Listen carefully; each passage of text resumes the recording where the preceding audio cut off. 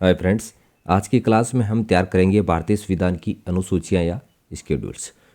26 जनवरी 1950 को जो हमारा संविधान लागू हुआ था उसमें मूलतः 8 अनुसूचियां थी। उसके बाद 4 अमेंडमेंट होके अब 12 अनुसूचियां हो गई है। टोटल 12 अनुसूचियों को हम 3 छोटे छोटे वीडियो में इंटरेस्टिंग फैक्ट्स के साथ 4-4 अनुसूचियाँ तैयार करेंगे। तो आप पहला वीडियो देखने के बाद नेक्स्ट वीडियो के लिए डिस्क्रिप्शन में जाके अदर वीडियो भी देख सकते हैं। पूरे वीडियो को मेरा मकसद नहीं है कि मैं आपको कंटिन्यूस देख देख कर पढ़ाता जा रहा हूँ। चीज़ों को इंटरेस्टिंग कैसे बनाना है, बहुत ही शॉर्ट और फैक्ट के साथ आपको तैयार कराना, वो भी 5-7 मिनट के वीडियो में। सबसे पहले हम देखते हैं फर्स्ट शेड्यूल। फर्स्ट शेड्यूल में ये लिखा गया है कि भारत के अंदर जितने भी स्टेट्स हैं और केंद्र शासित प्रदेश यूटी हैं, इनकी 2 चीज़, एक तो इनका नाम, दूसरा इनका बाउंड्री या ज्यूरिसडिक्शन, इन 2 चीज़ का वर्णन है। आज के दिन इंडिया में टोटल 28 स्टेट्स हैं और 8 केंद्र शासित प्रदेश हैं। तो इनका नाम कहाँ पर लिखा हुआ है? फर्स्ट शेड्यूल में। अगर जैसे सपोज सबसे पहले उड़ीसा था, इसका नाम चेंज करके ओडिशा हुआ, तो किस में चेंज होगा? फर्स्ट शेड्यूल में चेंज होगा। उसके बाद मैं एक एग्जांपल आपको और बता रहा हूँ। जैसे आंध्र प्रदेश था, आंध्र प्रदेश से जनवरी 2014 में तेलंगाना अलग स्टेट बन जाता है। ये आंध्र प्रदेश से बन गया तेलंगाना। इस कंडीशन में फर्स्ट शेड्यूल में चेंज होगा। क्यों? क्योंकि नेम और बाउंड्री ज्यूरिसडिक्शन का वर्णन फर्स्ट शेड्यूल में, कुछ भी चेंज होगा तो फर्स्ट शेड्यूल में भी चेंज होगा। तो क्वेश्चन यहाँ से बनेगा। अब आते हैं सेकंड शेड्यूल में। सेकंड शेड्यूल में कुछ ऐसे आपको पोस्ट दिए गए हैं, उनके एक तो उनकी स्पेशल पावर्स और इसके साथ में ही उनके सैलरीज, या आप अलाउंसेज एंड पैक्स भी बोल सकते हैं, इन चीज़ों का वर्णन किया गया है। अभी मैं सबसे पहले आपको ये बता देता हूँ कि क्वेश्चन किस टाइप का बनेगा। यहाँ से एक क्वेश्चन आपको दे दिया कि निम्नलिखित में से किस पोस्ट का वर्णन शेड्यूल 2 में नहीं है। तो यहाँ पर आपको दे दिया जाएगा A, B, C और D। अभी इनमें से क्वेश्चन को कैसे सोल्व करेंगे वो अभी आप जस्ट यहाँ पर देखिए। बुक्स के अंदर क्या इन पोस्ट का जो वर्णन है ना, वो पैरा जंबल 1, 2 कैसे भी ऑर्डर दिया गया है। हम ऐसा ऑर्डर यहाँ पर बनाएंगे कि हमेशा हमेशा के लिए दिमाग में फिट हो जाए। तो सबसे पहले कौन होता है, किसकी पावर का वर्णन किया गया? प्रेसिडेंट। जब सेंटर में प्रेसिडेंट है तो इसके इक्वल स्टेट में क्या होगा? गवर्नर। क्लियर? नंबर 2 पे कौन आ जाएगा? स्पीकर और डिप्टी स्पीकर। सेंटर में किसके लिए हो जाएगा? ये लोकसभा के लिए।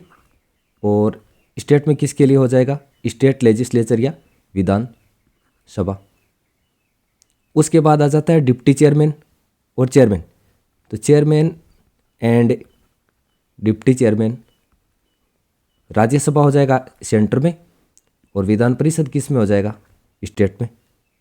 क्लियर हो गया? उसके बाद आ जाता है जज।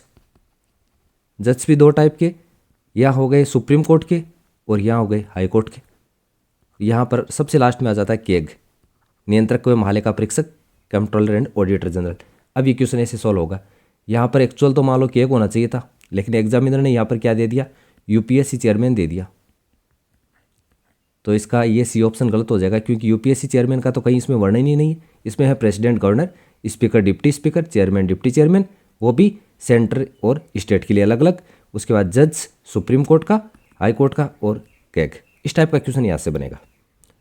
अब चलते हैं हम शेड्यूल 3 पे। शेड्यूल 3 भी बहुत कुछ मिलता जुलता कैसा है? शेड्यूल 2 की टाइप। क्यों? क्योंकि क्वेश्चन उस टाइप का बनेगा जैसा क्वेश्चन शेड्यूल 2 से बना था। यहाँ पर क्या है कि बहुत सारी ऐसी पोस्ट दिए गए, उनकी शपथ का वर्णन है, ओथ एंड अफर्मेशन का वर्णन यहाँ पर किया गया है। अब देखो, कोई भी व्यक्ति अगर वो चुनाव लड़ने की इच्छा रखता है और चुनाव लड़ना चाहता है तो सबसे पहले उसको शपथ पत्र देना पड़ता है। तो क्या हो गया? कैंडिडेट। आज के दिन वो कैंडिडेट है, क्योंकि अभी वो ना जीता है ना हारा है। तो इस कंडीशन में क्या हो जाएगा? कैंडिडेट किसके लिए होगा? सबसे पहले वो पार्लियामेंट के लिए, यानी जब लोकसभा चुनाव होंगे या राज्यसभा चुनाव होंगे। और इसके लिए स्टेट में क्या हो जाएगा? State legislature. अब कोई भी व्यक्ति 2 चीज़ के लिए कैंडिडेट है तो उसको किस तरीके से शपथ लेनी है, इसका वर्णन किया गया है 3री अनुसूची में।